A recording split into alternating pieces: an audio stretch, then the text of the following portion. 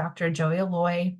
He's the Program Director for Future Generation University's Community Engagement Appalachia Program, and he's also an assistant professor at the university. Joey, I'll turn it over to you. Great. Thank you, Deborah. Thanks for pulling all this together and getting all these wonderful people to show up in the same place at the same time. Place, used loosely, to talk about these very rich films with plenty to talk about. So I'm going to go ahead and introduce myself pretty briefly, and then I'm going to ask the rest of us, the panelists, to introduce themselves, maybe taking 2 or 3 minutes. You can probably go a little longer than I will, though it's hard to predict, right? And I'm going to ask you to go in the order in which you are appearing on this slide. So I guess that's alphabetical, right? So that'll be Eric, and then Mike, and then Lucy, and then Kimberly. Like Deborah said, I am the program director for the Appalachian Program. The Appalachian Program does research, education, not classroom education, not towards a degree, but field education, workshops, and that sort of thing on agroforestry. And then we also do various types of community engagement around agroforestry. I think probably the work we're best known for is our work with tree syrups. We are probably the best known researchers on walnut syrup, black walnut syrup, and definitely the best known on sycamore syrup. And I think we do some of the most important maple research in the south of the Mason-Dixon line. The way we do the research is by working directly with producers, right? We're on their farms, asking them to give us some numbers and that sort of thing, right? Saying, hey, try this, try that, so that our research is actually more applicable to the work that they're doing, which is really fun. And it means that, for a university professor, I spend a lot of time, in the woods with real folks doing real stuff. That said, we work really deeply in syrup. We have a long history there, but we work very broadly in agroforestry as well, right? In lots of ways, even shading into traditional or horticultural agriculture, I guess, field and garden sort of things. I came here after working in an urban farm in Charleston, West Virginia, for years, where we served as an anchor of a multi-site food hub doing aggregation and distribution. We grew vegetables. We taught folks how to grow vegetables. We raised chickens too, but it was mostly vegetables. And we helped get these foods from small farmers into food access markets to help feed, Appalachians. And we kind of played a vital matchmaking role that I don't think a lot of that you can do without sort of those specific institutions. Very fascinating work, not really touched on at all in the films, because it is so wonky, right? And so we can definitely get into that in the discussion, but there's a lot of weird details that are fascinating. Before that, I was in school for philosophy, studying philosophy of food with David Kaplan in North Texas.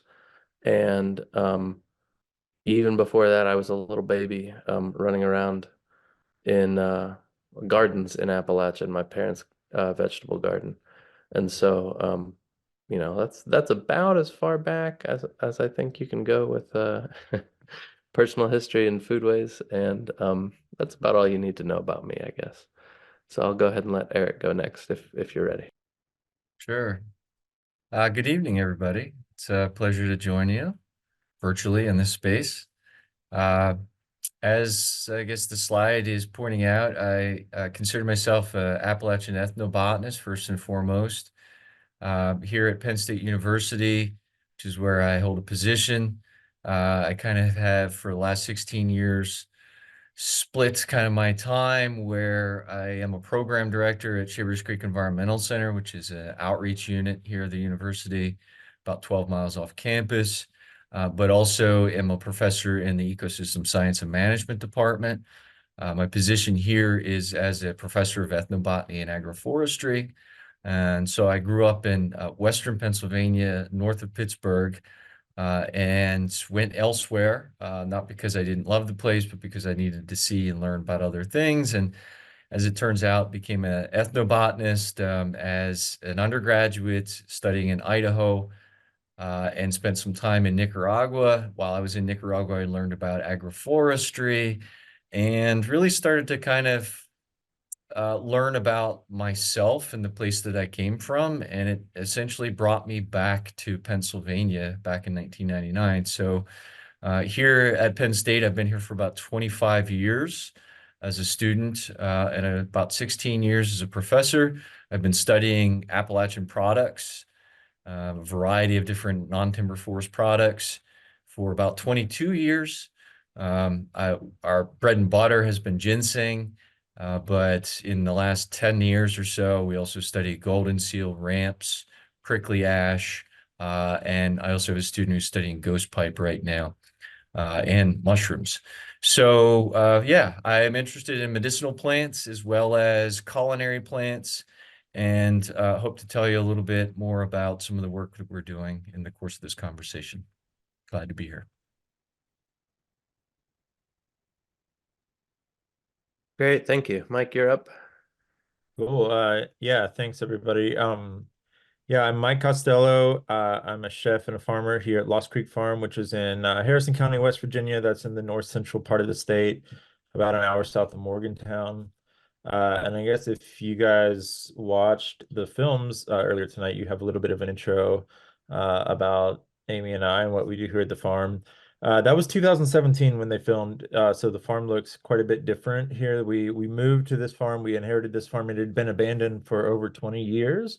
The house and the property, everything was kind of run down and really grown over. So it's been this like slow and painful work in progress to bring it back to life. But Bourdain said it in the episode that we are rebuilding this farm by hand, and here, 7 years later, we're still rebuilding this farm by hand. But so we're a working farm, but we're more than anything else, we are a culinary enterprise. So we run a lot more stuff on the farm than we did when the episode was filmed. When the episode was filmed, we were basically a road show because we just weren't set up at the farm yet to do a lot of stuff here. But now we work almost exclusively on the farm. We have a signature dinner series that runs kind of in the warmer months that we call the Farm and Forage Supper Club.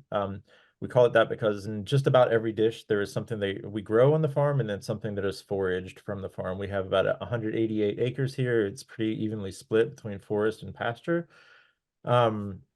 But the cuisine that we offer here at Lost Creek Farm is very rooted in story. And Amy and I, we consider ourselves chefs and farmers, but we're also storytellers, because I think like the thing that makes food of a place is not necessarily just the fact that there are the conditions that allow that ingredient to be grown in the place or whatever, but it is like the story that establishes a connection between that food, maybe it's an ingredient, a tradition, a recipe, whatever, and the people of the place. Like that's sort of the thing that we try to flesh out in every meal and every course, is sort of a rich story that adds some context and establishes some kind of a connection between the food that you're enjoying and the people and the cultures that came from these mountains. So it's fun. We have a lot of fun with it because, of course, it is a very diverse region in terms of human cultures, and also our plant and animal communities too that we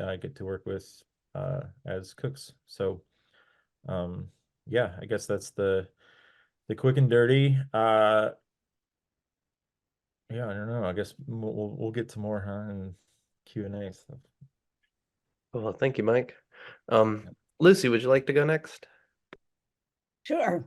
I'm really honored to be included in this, especially since I don't do anything applied, so it seems like it's not useful. So I'm a folklorist, which means that I study the meanings of traditions. and how those meanings have been created and attached to, to different foods, but particularly how they become meaningful to individuals, and how food and other expressive forms and traditions give people a sense of connection, to past, to place, to other people, and also to their present and future. So that's my little elevator talk of what folklorists do. So, and I actually live in Ohio, in Northwest Ohio, which is the opposite of Appalachia in terms of environment. I'm from North Carolina. I was born in Charlotte, and my father was from Ashe County up in the mountains, and my other grandfather lived over in Buncombe County. So I self-identify as Appalachian, partly because growing up, I was very aware of the stereotypes. People would tease me because I had kind of a mountain accent. They'd tease me about the things that I ate. So it made me very, very aware of differences, that there was culture. It made me very aware that foods could be different. And then my father, although he grew up very, very poor in Appalachia, he became an economist for the State Department. So we ended up actually living overseas in Far East Asia and Southeast Asia. So I was very, very aware there that there are different, different traditions around food. So that's part of what led me to graduate school, because I kept trying to figure out, well, who am I? I like all these different kinds of food from all these different places. What does this mean for who I am? And how can I use that knowledge to bring people together, to help try to explain, some of my own background. So I ended up teaching popular culture, folklore, American culture studies, tourism, food and nutrition. But for my own mission is a nonprofit, the Center for Food and Culture, and we produce free educational materials, that help people understand the connections between food and culture, but also understand the impacts of the choices that they are making, the impacts on the environment, impacts on society, on their own identity. And I have been studying Appalachian food. I've been participating in it, but I also study it as a scholar too. So thanks. Great, thank you. And then Kimberly, you're our final panelist, so I'll let you go ahead. Hi, everybody. My name is Kimberly Pettigrew. I'm the Director of Food Systems at the United Way in Knoxville, Tennessee. I actually grew up in West Tennessee, which is, I'd say, Appalachian adjacent, but my maternal grandmother and grandfather were actually from Virginia, as it kind of touches West Virginia. And so we grew up every year going to our family member's house. And it was really fun to get to experience the culture more directly, but then also with a lot of the traditions that my grandparents carried on. I went to college. I think I continued to be drawn to East Tennessee throughout my life. So I did attend the University of Tennessee, and I have a background in nutrition as well as journalism. I really wanted to be a food writer, but I thought it was important to get experience. So I started by working at our farmers market here in Knoxville. It's quite large now, but when I started working there, we were just about 30 people selling at the market. We implemented a lot of cool programs that allowed us to accept SNAP and make the market more accessible to people. So we were the first market in our state to do that. And then I decided maybe I wanted to make cheese. So I went to Vermont and I tried to learn and I did learn how to make artisan cheese. But when I came back to Tennessee, I learned that there were so many barriers to making cheese based on policy and laws that existed in our state around milk and cheese production, that I decided that that's what I was going to do, was to start looking at the system to which we produce our food and to try to better influence that for our community. And so I've been doing this work here at the United Way and at that systems level for about 6 years. And I think that one of the things that has been really interesting to me is just how much our community has forgotten our Appalachian roots. We recently did a community food security assessment, and more than 80% of the people that we surveyed don't remember a time that their community was rich in food resources. And so when people bring these really innovative ideas, especially to our Black community that is in experiences poverty at a more disproportionate rate than other community members, we see that, you know, what we're actually doing is restoring communities. These were highly farming communities. They did a lot of the things mentioned in the study or in the movie, where they're foraging. They have animals, and so I think it's interesting here in Knoxville that we've somewhat tried to distance ourselves from our Appalachian roots, and I think that that has caused some destructive behavior around the culture that exists around food. And I think a lot of what I do is work with community to try to restore that. That's great. Those were great introductions. Thank you all. You did a great job of summarizing what I think are some pretty complicated career paths in pretty quick succession. And I think anyone listening should have a pretty clear idea of where we're gonna how broad this conversation can head. So I have a series of questions that have been shared in advance with the panelists. I'm not going to do them in the order they were sent, but kind of jump around a little bit. So if you made notes, just keep that in mind going through your notes.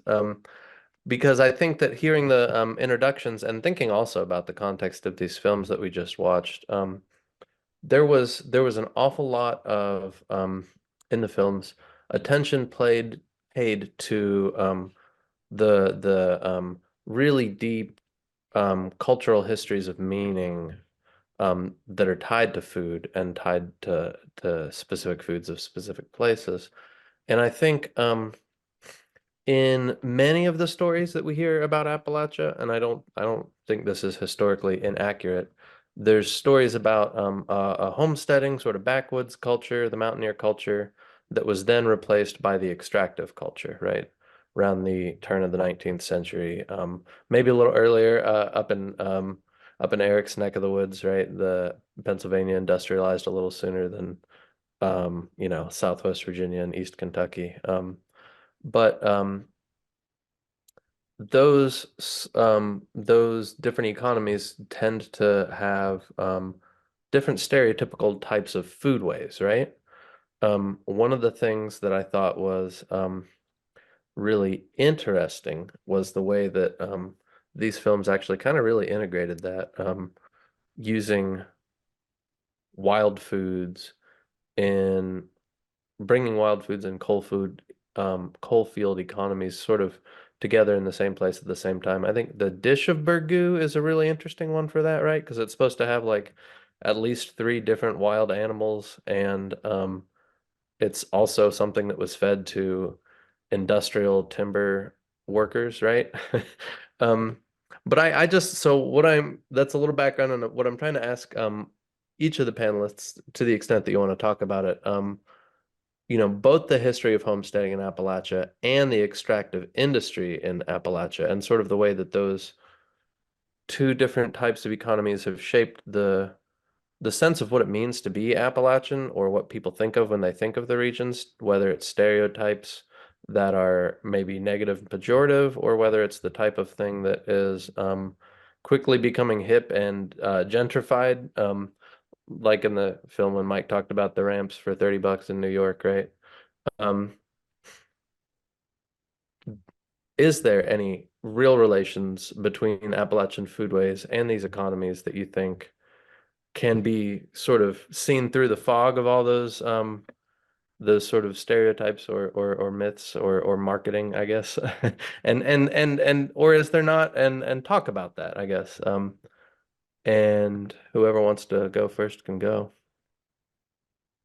Lucy's the only one with her mic off, so. Oh, okay. I can start. In some ways, Appalachian food, it's almost like pioneer American food. Everyone originally was eating off the land like this and using whatever resources they had.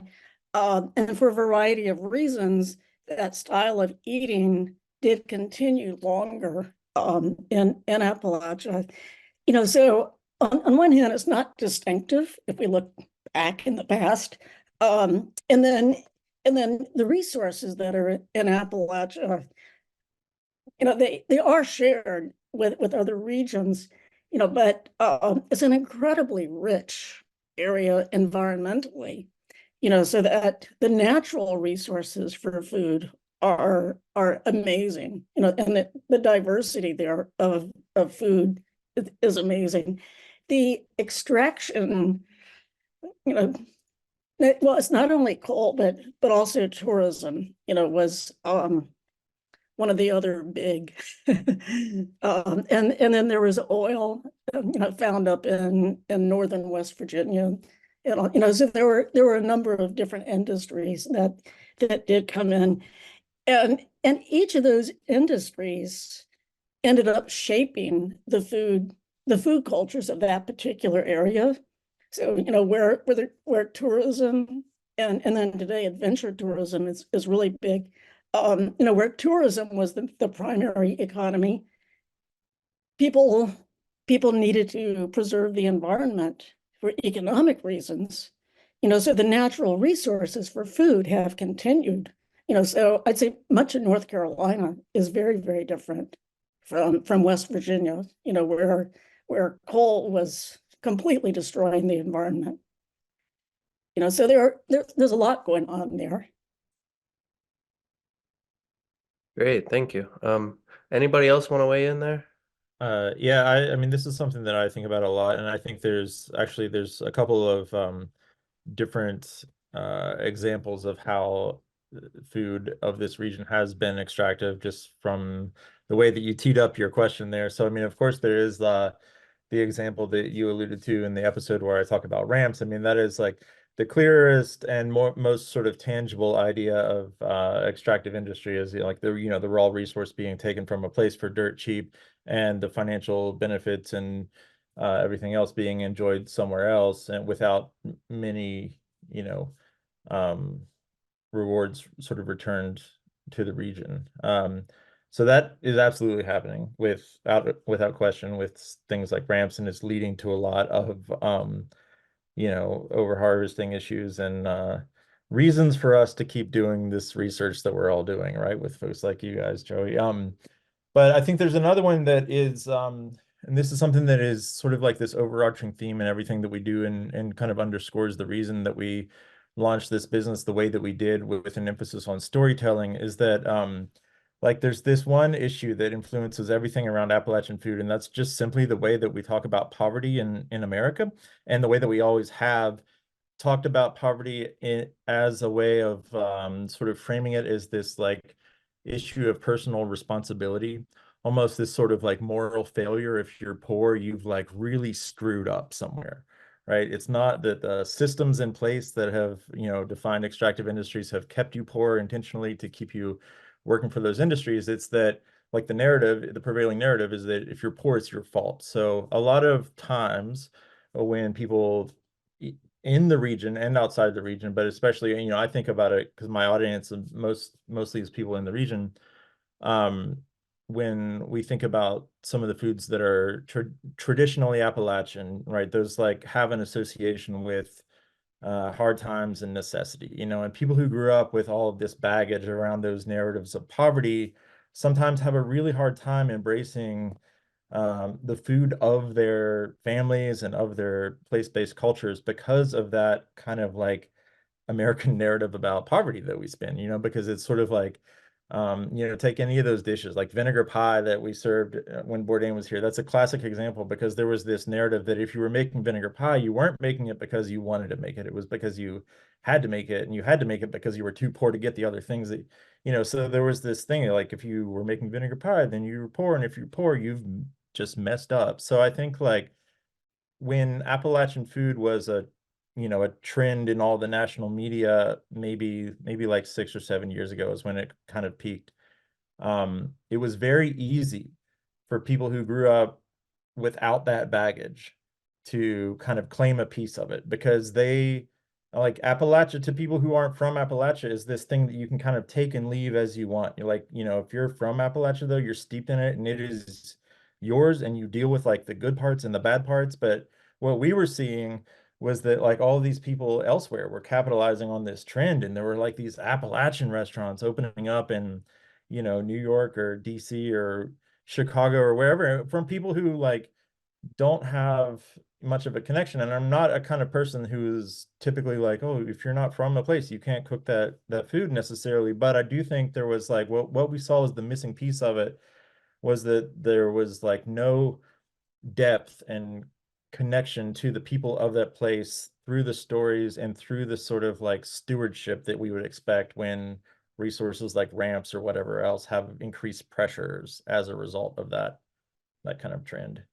So that to us felt very extractive, that model, and we sought to rectify that to some extent by kind of like legitimizing people from here as the tradition bearers and the, you know, the recipients of the whatever the benefits are from that trend. It was the goal anyway. Eric and Kimberly, I want to let you guys weigh in here, but I also want to add another layer to the conversation because there is a question that Annie has dropped into the chat. So if you're working in the restaurant industry, particularly in the gentrified and high-end markets, what are the most constructive things you can do to not be extractive, to to do the opposite of what Mike was just describing, right? To do what you guys actually do instead, right? Is it possible for someone in DC to run an Appalachian themed restaurant non-extractively, or does it have to be done, you know, on farm, or at least in Charleston, maybe?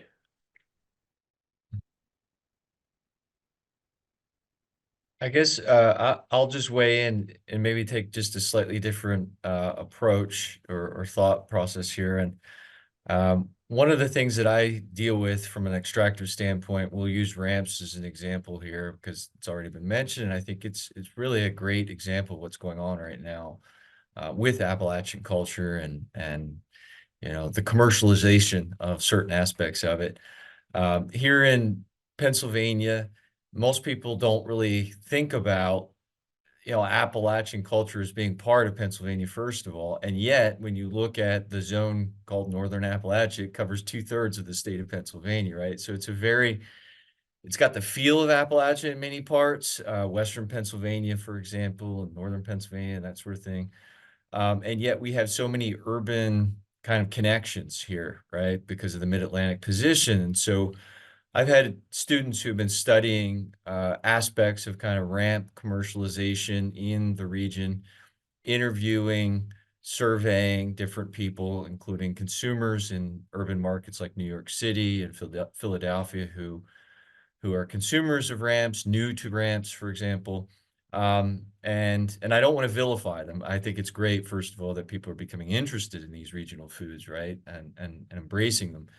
But at the same time, one of the things that we've noticed is there's just this growing discrepancy between the tension that is arising in the region around a plant like ramps, where a lot of the time, what I see on social media, for example, is fingers being pointed at, you know, extraction of ramps in West Virginia at the, you know, quote unquote hillbillies and rednecks that are out there just raping and pillaging this stuff.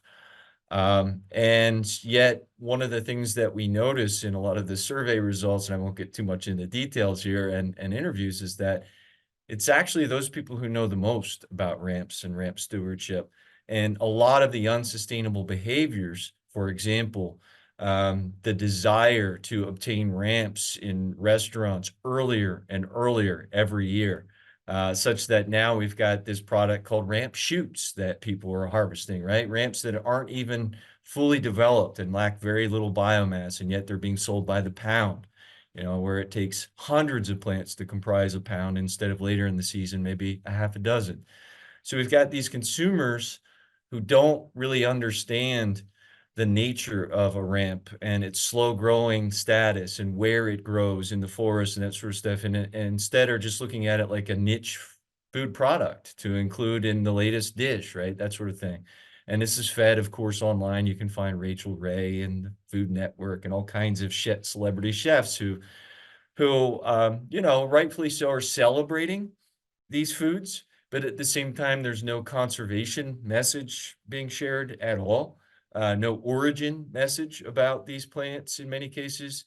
And so I can't, again, vilify consumers, because a lot of the time they don't know where ramps come from. And we see that clearly when we interview and survey them. You know, it's for them, it could just be a weed coming out of someone's yard. It's just an ingredient in a dish. And so the tension that we see arising, particularly in the last decade, is around this commercialization of ramps far beyond Appalachia, in these urbanized areas where people know very little about where these plants come from or how they need to be stewarded, and on social media can very easily, you know, demonize, if you will, the origin of the ramps, that these things are being unsustainably harvested and there needs to be a leaf-only harvest and so on. But at the same time, they're driving this exploitation, right? So I think a lot of the time, the tension that we see coming up right now is one where who do we need to educate when it comes to celebrating ramp foods and utilizing them sustainably? And a lot of the time, I think we're missing, as was, I think, just mentioned in a different context, we're kind of missing the point that it's Appalachian people who know these resources and who can sustain them and steward them and consume them. And, you know, I'm painting a broad stroke here. Of course, there's bad apples in any particular, you know, segment of the population, in the sense of people who don't know what they're doing and take too much and all that sort of thing. But generally speaking, we find it's the consumers who are driving the unsustainability, and not necessarily the diggers. The diggers are just responding to a market demand in the best way they know how. And that demand keeps growing and keeps growing in ways that are beyond tradition. As I just mentioned, exploitation of ramps now year round, right? People want ramps in some markets throughout the year. It's not just about a spring harvest. You have people now that are digging bulbs in the middle of winter to supply West Coast markets. So I'll just say that from my perspective, you know, looking at the resources, we're trying to celebrate these foods, and you know, we do a lot of phytochemistry and vitamin analysis up here around ramps, and are finding these are very healthful foods, and they have these traditional tonifying properties, and we want people to consume them. We want them to even have a broader audience and appreciation. But how we grow that appreciation seems to be the tension right now. And I guess, you know, at some point we can talk about the role of forest farming and agroforestry in this, but that's kind of where I see our challenge right now, is as we embrace this tradition and these foods and utilize them, and they are shared with a wider audience, how do we meet that demand? How do we educate the consumers? How do we get the producers to produce more? That's the sort of thing. So finding that balance, threading that needle is very much part of the ethnobotany of where we're at with Appalachian food. Great, thank you. Yeah, I do think we should talk about forest farming, because I think that's how you're gonna get more stuff, right?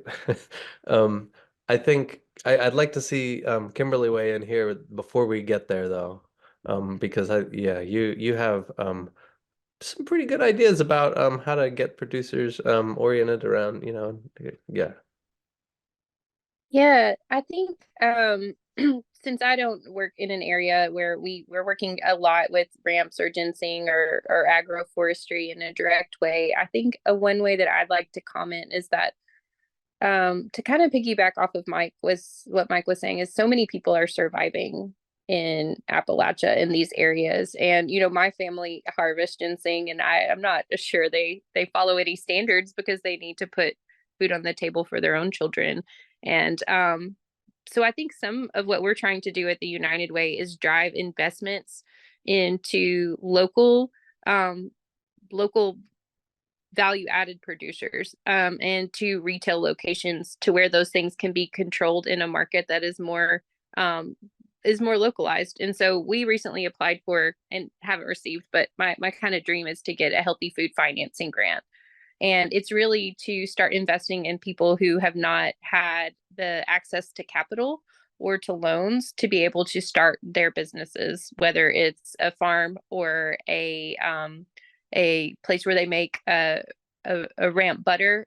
We don't have access to that. And I think that means that people have to then lean into markets that are not our own. So it leaves us to having to export all of these products rather than keeping them here, rather than allowing people to come and experience them in their fullness. And so, having people come to Appalachia, just like we all go to Italy, right? Because it's so amazing to go there. And wherever you are, you get to fully immerse yourself. And we don't always get to offer people those experiences because oftentimes the chef in my community, they don't look like the people that are actually making the foods of our cultural pathways. They all work at Blackberry Farm, and there's nothing wrong with that. It's great, and it makes us a much better culinary destination than other places.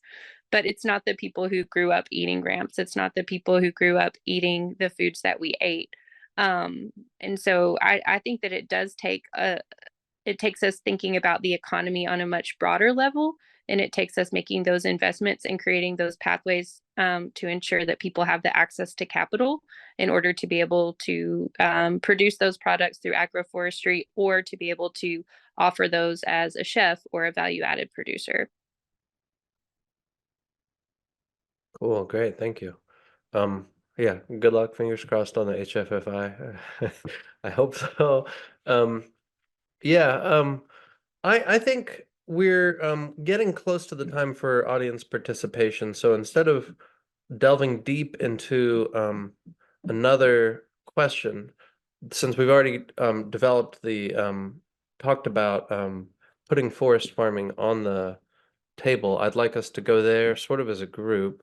But I do want to give Mike just a chance to weigh in on what can restaurateurs do differently. I mean, Eric, I think had a really good point that consumer education is crucial. Yeah. You do a lot of that as a chef, Mike. Yeah, for sure. And I want to back Eric up on everything he said was just so spot on. I think that, you guys, Joe, you probably deal with this a little bit in terms of education stuff here on the ground as well. But I think one of the like decades deep problems that we've seen in Appalachia has just been this sort of like well-intended like group of service providers, Vista, whatever, like coming here from somewhere else to sort of like teach the people how to do it right. And that's always kind of been a problem, and it's not been something that's typically well received. So I think that I've seen this a lot, like what Eric was talking about, when it's like you've got people who've been harvesting ramps for a very long time, and then there's someone who's like very young from, I don't know, Minnesota, who comes to like Logan County and says, "Oh, you're doing it wrong, and you've been doing it wrong forever." But there is like, I'm always a believer in like paying people who like do stewardship really well here to be the messengers to the rest of the community. But in terms of restaurant stuff, I mean, I think there are so many options, but one thing that I've talked to a bunch of people about before, I don't really know how to pull it off. I might have talked to you when you were here, Joey, but it was like, there was a kind of a cool thing that chefs did with sustainable seafood, and it was like when the fisheries were all being depleted, and like a big, cohort of chefs and I think there were some environmental groups, and they all sort of like got together and sort of developed a little bit of a certification, if you will, for chefs who were using sustainable seafood. And if you go to a place like DC, you'll see that they proudly display that. There's like a sticker on their door or wherever else that is like, yeah, we harvest, or we buy sustainably harvested seafood. I think something similar to that is possible with ramps and other, foraged Appalachian ingredients, and maybe not necessarily just Appalachian, but I think that it is reaching a point where there's like enough kind of education out there about the pitfalls that might actually mean something, to the chefs and to the consumers. So lots of options, but that's just one that I have kind of thought about in the past. Thanks. That's super helpful. I think we're about at the point in the session where we want to open it up. please also feel free to put questions into the Q&A or into the chat box if you have them for the group. And until I have audience questions, I'm going to fill the time a little bit more. I want to say regarding certifications, so forest farming is something that you can do not just for edibles like ramps and pawpaws, elderberry, but you can also do with medicines, right? And regarding that, there has been some movement with the medicinal herbs for verification systems, right? So United Plant Savers out of Ohio has forest grown verified, which is a certification that you can get voluntarily to show that you grew this yourself. You didn't wild harvested. This was grown yourself. So you are increasing the availability of that plant in the forest instead of decreasing it. And then there is a program for foresters, mostly for forest diggers, right? Like ginseng diggers, out of Appalachian Sustainable Development called Point of Harvest program, which is a training. If you've gotten that training, you can say, I know how to sustainably harvest things from the woods, how to forage more sustainably. I would love to see that being used at restaurants. I don't know that it has, and I also don't know, and maybe Eric would know whether that's really been picked up by edible forest farm crops. It looks like nobody wants to join on screen, which is fine, but please do throw questions into the chat and the Q&A as you have them. So our guest DZ has a question for Mike. What's your plan for passing on your business after you retire, involving folks in your local restaurant? Do you want to answer that one live or type it out? I can answer it live. I actually don't have much of an answer though. I'm just like, I haven't really thought. We're kind of living in the moment here, and I haven't thought that much ahead about what we're gonna do when we retire. But I'll get back to you in several years. That's a good answer. Yeah, it's a good question. I mean, I will say it was always something to be thinking of, but we're just not there yet.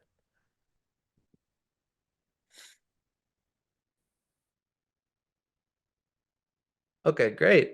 I think I'm gonna go ahead and reformulate that question about forest farming in a more robust way so that all of our panelists can kind of weigh in. And I want to throw it to Lucy first, because I think it's not wrong.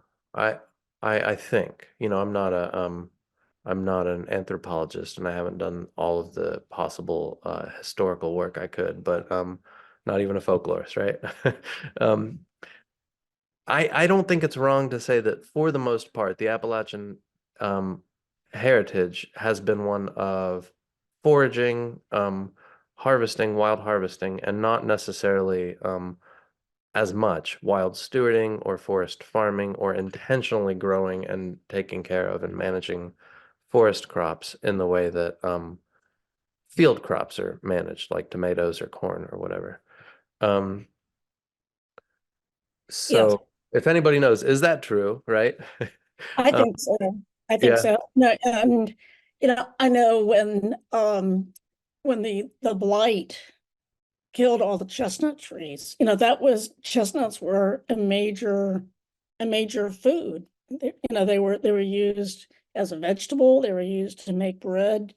So that was a forest food. I don't think there was a tradition of trying to maintain the forest for food per se. People were trying to survive, and I think they weren't thinking about survival of the forest. They were thinking about survival of their own families. But there did tend to be an appreciation that they were part of a network, and they needed to be respectful of these things. Otherwise, they would no longer be able to use that food. And I know now there's a lot of work being done in agroforestry, forestry. There is an organization that that I've worked with called Lichen that is based in Lexington. So and actually Mary Huffer just jumped in here.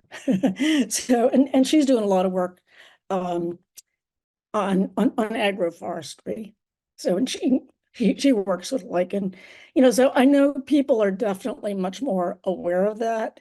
I know that's happening also in Wisconsin, Ohio, Pennsylvania. It's not only in Appalachia, but I think it's concentrated in Appalachia right now. There's a lot of energy there for it. Yeah, I agree.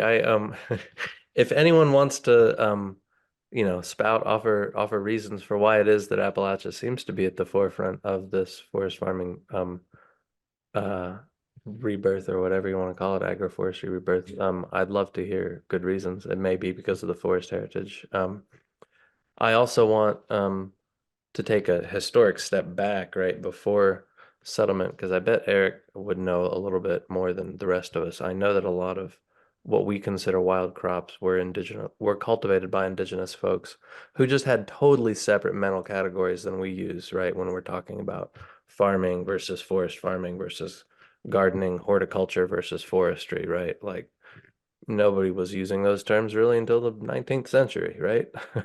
um, but yeah, just feel free to weigh in as you guys see fit. I'll weigh it in because it's a really big part, I think, of reframing a lot of our conservation conversation. And what I mean is, I'm of a strong belief, personally, and that's driven by professional knowledge and experience, including around the world, in places. I was just in Belize and Costa Rica, working with agroforestry and ethnobotany projects down there. And one of the things that I see is that people are the connection to the landscape, and people have the power within themselves to either enhance the landscape with biodiversity and more of a particular species, right? Or they can just take a purely exploitative kind of pathway, right? And so I think that philosophically we can look back history and prehistory, and we can see that there are very different approaches to what people have viewed as, production systems for food and medicine and so on. And I don't want to, this is, big brushes and a little bit of generalizations, but the example, going back to Appalachia, why is Appalachia such a interesting place for forest farming? The reason that I came back from, the West Coast and from working in the tropics, neotropics back in the 90s to work in Appalachia was because, we have this resource, forested landscape, that is what Jim McGraw, if people know Jim McGraw at WVU, worked on ginseng, is called the biotreasury, right? We've got a rich treasury of biological resources that are present across Appalachia. And, oftentimes in such great, biological diversity that we can count dozens, if not hundreds of species occurring on a particular tract of land that's not very big at all, right? So there's a lot to work with. There's a lot of forest lands. And when we look at some of the challenges that we're faced with moving forward, things like climate change and carbon sequestration, it just makes sense to try and look at the landscape as what it wants to be. And in much of Appalachia, the stage of succession that it's going to end up in many cases is forest land, right? And especially in these mountainous areas that are too steep for conventional agriculture and so on. So I think, there's a lot of ideas here, but one of them is that this simple idea that it's cultivated or it's wild needs to be tossed. I'm adamant about that it's the gray areas that people have played with a lot of these plants and fungi over the globe and over time that are really where we need to get back to. The fact that, I can be shown, as I have been many times, areas that look like, very abundant natural populations of ginseng or golden seal or ramps, or these plants that, in many cases are federally listed. And someone can definitively talk to me convincingly, I have no reason to doubt that this was established by them or a family member or a friend. And this is a process that, was fundamental to many Native American groups across Appalachia, and that kind of maybe got blurred when we got into this mindset of European colonization and settlement of cutting down the forests and doing proper agriculture, right? Row crops and things of that nature. But we need to kind of return back to those roots of looking at the forested landscape as a biotreasury that we can manage, that should be a hands-on kind of adventure and venture for all of us to do our part. I see there's a comment, and one last thing I'll add here, a comment about deer and the role that deer are playing in, decimating many of these plant populations, for example, like ginseng and so on. And the counter to that is not to fence off Appalachia. The counter to that is to get people engaged in their forest lands more, to recognize what's happening with deer populations, to use venison more, to pay attention to what's happening to the ginseng on their land and engage with how you can protect it from the deer, right? Because deer are going to be a perennial issue as long as we don't have predators in the landscape, right? Or enough of them. So there are so many things, I guess, that are spokes to this issue that come back to your question, which is, forest farming as I see it now and moving forward is, that blend of looking at the landscape, as we say in agroforestry, in an integrated and intensive way, that it doesn't have to look like a garden that somebody planted in nice, neat rows. It just has to be intentionally thought about and cared for. And that's what I see as being the role of some of these foods and medicines that come from Appalachia, is it kind of humbles us and asks us to look at the landscape in careful ways and think about what we're doing management-wise and how long it takes a mountainside of ramps to develop, for example, and reproduce and thrive to the point that we can sustainably exploit them. So I think forest farming is kind of a return to roots, and it's something that I think holds promise both as a conservation and an economic development tool within Appalachia. Great, thank you. So we have around 6 minutes left. There's a question from DZ, which I think has been promised to be answered live, about ginseng farming in West Virginia. People do farm ginseng. And I don't know if Lindsay had more to offer there. But we also have 2 questions here on screen from Annie and from Betsy. And I think, Annie, you were first. Is that right? I beat Betsy by just a second. All right. So connected to what we were just talking about, in the comment section right now, there's a couple of different questions around deer. And I think maybe Kimberly, and I'm sure Mike and Eric and Lucy as well, but with the background that you have in artisanal cheese and what you were mentioning earlier about the barriers to market that compliance creates around that. And I have my own personal background in that industry, so I'm extremely familiar.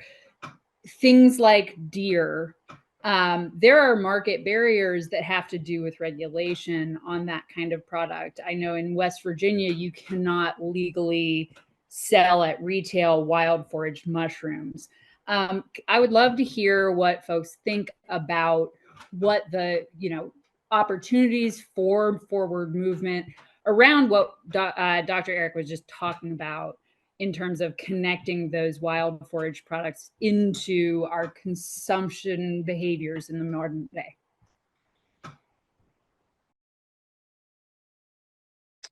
Yeah, I don't mind to get started. I think because I don't do a lot directly anymore, I think one of the best things that I learned, and I'm still a master's student at Future Generations University, is it's all about building community first. And so trying to understand the needs of your community by coming together around a shared vision around the assets that you have is one of the most powerful tools that you can have to make change. And so for us, we just, like I said, we did a community food security assessment. And what we did learn is that for us in particular, like access to land to grow food was a huge issue in our urban area that's being developed. But I could see that that easily could translate to other needs around, you know, increased or decreased regulation around deer or mushroom production. And so it's like we have to have that data. And then we have to have people that are willing to go up and talk to policymakers, or whether it's local or government officials, and be able to change that. Because unfortunately, until we have the resources from and the support from our government, then we're not going to have a lot of room for action. And I know you guys in West Virginia are no better than me, meaning that like your government doesn't like to do things, especially when it involves a fiscal note. And so I've been excited to see what we can do just with our community, supporting our community. And so sometimes we will take these little small nuggets and do them ourselves. And so when Mike mentioned a certification program, we actually started, we had a slow food chapter here, and we started a snail of approval program. And so we were having trouble getting any sort of Appalachian grown certification in Knoxville, or anything that the government even cared about that food was grown here, and arguably still don't. And even our, you know, our tourism folks aren't emphasizing that. Our Chamber of Commerce doesn't care. And so we just started creating our own things. And then eventually some of those things caught on. And I think things like forest farming and other artisan cheese making has started changing, because people are starting to demonstrate when it's legally compliant that it's okay, or they're working locally to make sure that those things can happen there, and then we're able to scale it up. But I really do think it's all about building community first. And as Mike and others have emphasized, the need for telling stories and having that collective action and approach. Great, that was perfect. Thank you. Yeah. Thanks for the plug for the master's program too. Yeah. You really can learn a lot. Anybody else want to weigh in on that, knowing that we've got roughly a minute left? Yeah, go ahead, Lucy. I'll try to keep this quick. I really agree with what Eric said about needing to reframe our categories. And we do see that happening now in the larger society, in which, you know, store-bought foods meant modern. And for people who were growing up in an area where they know that they are stereotyped. I mean, I remember this myself, you know, being stereotyped as poor, uneducated, you know, being able to demonstrate that we were modern, that was very, very important. The larger society is now questioning the morality, the efficacy of the industrial food system. And, you know, so now is a perfect time, you know, for Appalachia, you know, to grab a hold of some of these categories and say, hey, look, you know, this is healthy food, this community-based food. You know, I think the kinds of things that that Mike and Amy are doing are really good, and that they are bringing attention to. This is food that has aesthetic value. It's not only, you know, quaint foodways. You know, this is really good tasting food. And I think they do a really good job of not taking sort of the elite aesthetic and value system and applying it onto that food, you know, which is what's happening with a lot of the other restaurants. You know, so I think, you know, we need to kind of look behind the scenes, and how are we presenting this food? What are some of the, you know, the larger thought categories that are in society right now, you know, that are shaping how people are reacting to our food? Great, thank you. Betsy, I don't know where your icon went, but we'd still love to hear your question if you're still with us. Yeah, can you hear me? Yes, absolutely. Awesome. No, this is such a great conversation, and this issue of reframing is so powerful. And so now I'm going to take a moment and speak as an anthropologist on this question of whether the traditional ways were conservationist or not conservationist. And it takes me back to some field work I did in Western North Carolina, where I was interviewing, well, I was working with a number of groups that were engaged with the environment somehow, ranging from Earth First to local people who were multi-generational families.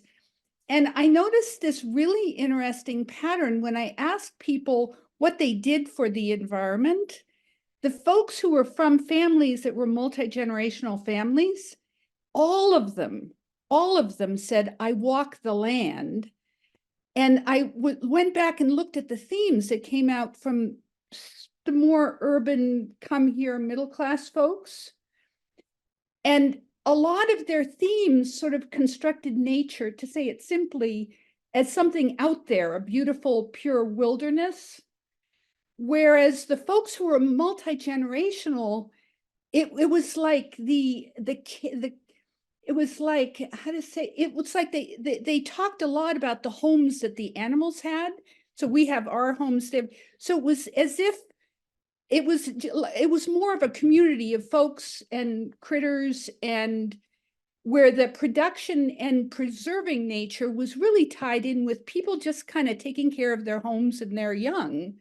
So there was, when I looked at the themes, there was just more of a sort of overlap between human and nature with and you couldn't sort of, if somebody was, one woman was asked about whether she was protecting what she was foraging, and she said, well, I'm pulling from patches where my grandmother pulled, so it wasn't like I'm protecting nature, but it's this passed on tradition that we are carrying on. So I think the conservation and the production are more tied together and not kind of separated and made like two separate things that you do. You produce or you preserve nature. Great, thank you, Betsy. We're over time, but if anybody on the panel wants to comment on that, I actually think we really should. It's pretty fun stuff. Mike opened his mouth and then closed it. Well, if I can draw on my own family, half of them wanted to be extractive, and as soon as they inherited land, they sold it to developers and built gated communities. The other half wanted to preserve, and they set up areas that are protected. So we shouldn't romanticize people in Appalachia. I mean, they're like everywhere. There are going to be some who are greedy and selfish, and others who are, but the general cultural pattern does tend to be one of respect and recognition that if you don't look after nature, nature's not going to look after you either. But we definitely shouldn't romanticize people. Sorry, Uncle Jim. He's probably not watching, yeah. Any other final thoughts from anyone else? I think this has been a great conversation. Wish it could go on longer. I would just I'll just jump in and say I agree. I don't think, I guess what I would say is it's not about, for me, romanticizing a culture or a people, but instead looking ahead at what could be and trying to romanticize that, if you will. And so what I mean by that is, Appalachia has been defined over the last century for sure as an exploitative place, right? Where resources are kind of dug out or cut off and shipped out. And, we find that kind of pattern in a plant like ramp or ginseng, that sort of stuff occurring in a different way and a different level and for different markets.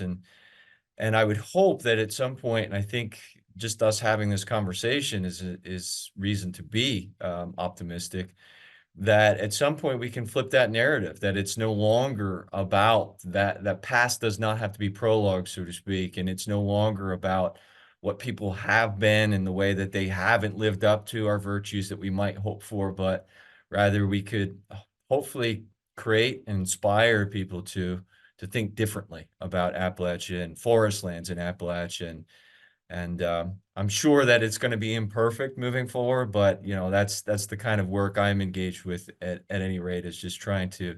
There are a lot of people who are starting to think differently about the forest lands of a place like Pennsylvania or West Virginia, right? And trying to give them the tools, not necessarily knowledge, as Mike pointed out. It's not about coming in and telling them what's right or wrong, but it's about, a lot of them generate the questions that we study. And so a big part of the work that we do right now with the natural products folks here at Penn State is just to understand what's in some of these things, like ramps. They've been neglected. I've got 1 billion studies on garlic and 2 on ramps. So just understanding our foods so that we know what they can bring to the diet, and we can promote them as a positive message moving forward. And so anyway, I think that there's a lot of reasons to be optimistic and a little bit romantic about the future anyway. That's great. That's a good optimistic note to end on. Thank you all so much for being here, panelists and participants. Well, I will jump in and say thank you again. Thank you, Joy, for leading a fantastic conversation. Thank you, Kimberly, Lucy, Mike, and Eric, for your expert opinions. I hope that everyone will join us again for our final Appalachian Film Series program, which is in 2 weeks. We're going to be screening The Doll Maker and having another really fabulous conversation like we did this evening.